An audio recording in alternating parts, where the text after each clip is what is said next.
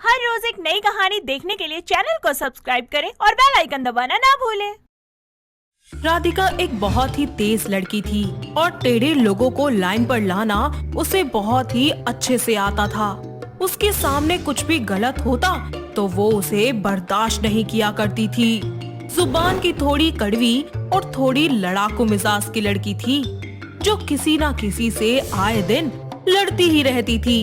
अगर उसको कोई नहीं मिलता तो वो अपनी सास शांति से किसी ना किसी बात पर लड़ पड़ती या फिर बहस करने लगती थी। ऐसे ही एक दिन राधिका बड़े ही आराम से टीवी देख रही होती है कि तभी उसकी सास टेबल पर पड़े रिमोट को लेकर बोलती है, अरे ओ महारानी, जैसे खुद आराम करती है ना, वैसे ही टीवी को भी थोड़ा आराम करने दे, समझी? सुबह से टीवी चला रखा है, बिल क्या तेरा बुढ़ा बाप देगा? माँ जी, आप हमेशा मुझे बोलती है कि मैं लड़ती हूँ। आपने अपनी हरकतें देखी है क्या कभी? दोनों सास बहू में छोटी सी बात पर लड़ाई हो जाती है और राधिका बिना कुछ सोचे समझे अपनी सास को बुरा भला सुनाना शुरू कर देती है और गुस्से से तनतनाती हुई अपने कमरे में चली जाती है और शांति से बदला लेने की ठान लेती है। ऐसे ही एक दिन शांति जब टीवी देख रही होती है तो राधिका रिमोट लेकर बोलती है, क्यों माँ जी, अब नहीं आ रहा आपका बिल? या सिर्फ जब मैं टीवी देखती हूँ तभी आपका भारी भारी बिल आता है? अब तो घर में बत्ती फ्री की आ रही है ना? अरे नासपीटी, तू बोलना क्या चाहती है? और वैसे भी मैंने तो अभी टीवी चलाया है। ओ महारानी, अब रिमोट दे, मेरा फेवरेट नाटक आ रहा है, तो बाद में बहस कर लियो मुझसे। अच्छा, बड़ी आई टीवी देखने वाली, जाकर अपना काम कीजिए। राधिका वहाँ से चली जाती है और रिमोट को लेकर कहीं पर छुपा देती है ताकि शांति उसे ना देख पाए। और रात के खाने में जानबूझकर वो अपनी सास के खाने में तेज मिर्च भर देती है, जिस पर शांति उसको बोलती है, अरे ओ महारानी, खाने में मिर्च डाला है या मिर्च में खाना? अरे मेरी जान निकल रही है इसे खा खा कर। अरे बोलूंगी तभी पानी देगी क्या?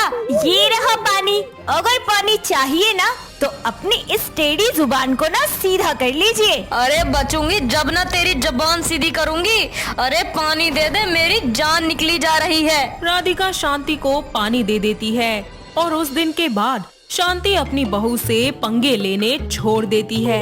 ऐसे ही एक दिन राधिका प्यारा सा सूट पहनकर आंखों पर चश्मा लगाकर बाहर निकलती है कि तभी उसकी पड़ोसन बिना देखे सब्जी के छिलके घर से बाहर फेंक देती है, जो कि सामने चल रही राधिका पर गिर जाते हैं और वो गुस्से से तिलमिला जाती है। तभी उसकी पड़ोसन उससे बोलती है, माफ करना राधिका, मैंने देखा नहीं, गलती से हो गया, सॉरी। क्यों आंटी जी, दिखाई नहीं देता? अरे आंखें है या बटन? इतनी ब्यूटीफुल लड़की आते हुए आपको नजर नहीं आई जो ये कचरा मेरे ऊपर डाल दिया? मेरा सारा का सारा नया सूट खराब कर दिया। आपको पता भी है कितना महंगा सूट था मेरा? अरे राधिका, क्यों छोटी सी बात को इतना बड़ा बना रही हो? बोला ना गलती से हो गया, देखा नहीं मैंने। राधिका गुस्से में वापस अपने घर जाती है और अपने कमरे में जाकर अपना बदला लेने के बारे में सोचने लगती है।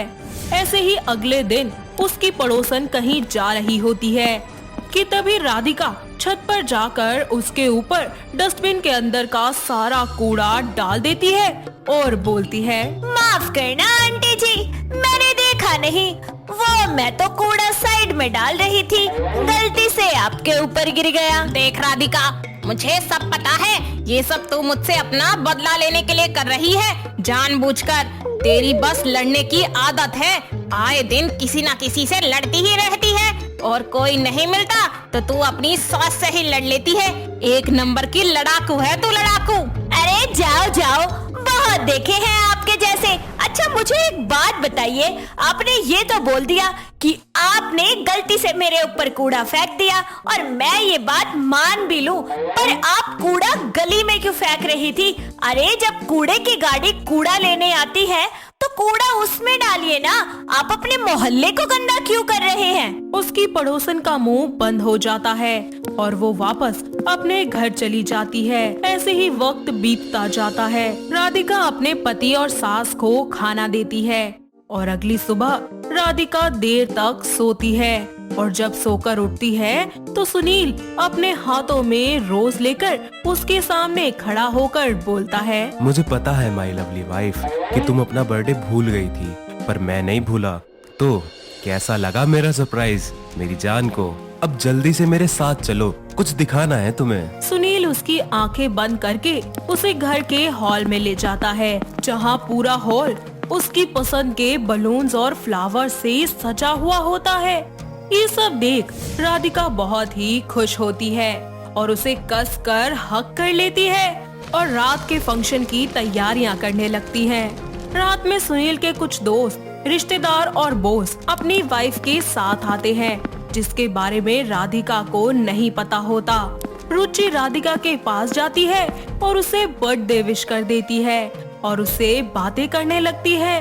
तभी रुचि के हाथ से थोड़ा सा ड्रिंक राधिका की साड़ी पर गिर जाता है, जिस पर राधिका जोरों से चिल्लाती हुई बोलती है, गवार औरत, तुझे पता भी है कितनी महंगी साड़ी थी मेरी जो तूने खराब कर दी। राधिका की तेज आवाज सुनकर सुनील और उसका बॉस दोनों वहां आ जाते हैं और रुचि सुनील को देखकर बोलती है, कितनी बदतमीज बीवी है तुम्हारी, जरा भी बात करने की तमीज नहीं है।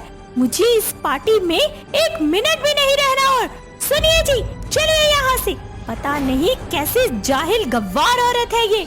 कल ऑफिस आकर अपना हिसाब किताब कर लेना और अब से ऑफिस आने की कोई जरूरत नहीं है तुम्हें, समझे? राधिका, आखिर कब तक तुम यूं ही बिना वजह लोगों से लड़ती रहोगी? हर टाइम किसी ना किसी से लड़ती रहती हो।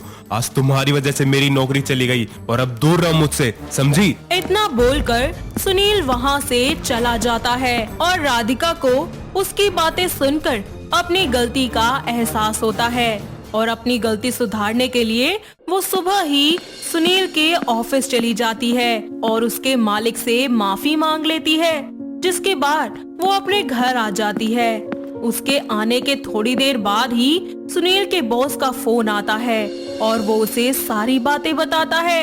सुनील राधिका के पास जाता है कि तभी राधिका उससे बोलती है, मुझे माफ कर दीजिए, मुझे मेरी गलती का एहसास है। आपकी कसम, मैं अब किसी से लड़ाई नहीं करूंगी, किसी को गुस्सा नहीं करूंगी, बस आप मुझसे नाराज मत हो। सुनील उसे माफ कर देता है और उसे प्यार से अपने गले लगा लेता है।